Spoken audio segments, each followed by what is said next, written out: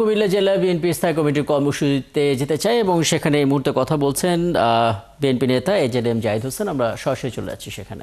ন্যস্ত দায়িত্ব পূরণ করবে, জনগণকে আগামীর বাংলাদেশ গড়ার সুযোগ দিবে। ধন্যবাদ। কুমিল্লায় তো অনেকজন গুম হয়েছে, তাদের বিচার কুমিল্লাবাসী আমরা যারা গুম হয়েছে তাদের সশরীরে তাদের ফেরত চাই। যারা শহীদ হয়েছে গত 16 বৎসরে তারা তাদের সবাইকে শহীদের মর্যাদা দেওয়া।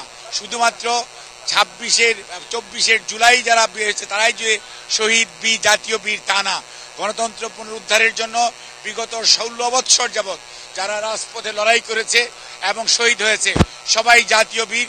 তাদেরকে জাতীয় সম্মান দেওয়া উচিত, মর্যাদা দেওয়া উচিত এবং তাদের পরিবারকে পুনর্বাসনের ব্যবস্থা, যারা পঙ্গুত্ব বরণ করেছে বিগত 16 বৎসরে তাদের কাজকে সমবেদনা এবং তাদেরকে পুনর্বাসনের ব্যবস্থা এবং সর্বোপরি নতুন প্রজন্মের আগামী দিনে তাদের উজ্জ্বল ভবিষ্যৎ গড়ার জন্য সবাইকে দায়িত্বশীল আচরণ করতে হবে, সেই লক্ষ্যে কাজ করতে হবে।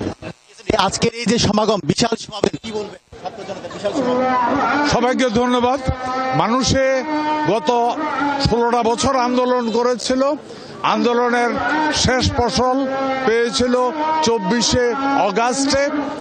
এর ভিতরে বহু মানুষের জীবন দিয়ে আমরা কুমিল্লায় ছিলাম এবং সেখানে কুমিল্লা জেলা বিএনপি স্থায়ী কমিটির যে কর্মসূচি, যে র্যালি চলছিল, যে মিছিল চলছিল, সেখানে বিএনপি নেতা এজেডএম জাহিদ হোসেন কথা বলছিলেন অন্যান্য নেতারা এবং তাদের বক্তব্যে নিশ্চয়ই আরও বিস্তারিত থাকবে আমাদের পরবর্তী সংবাদ সংযোগগুলোতে।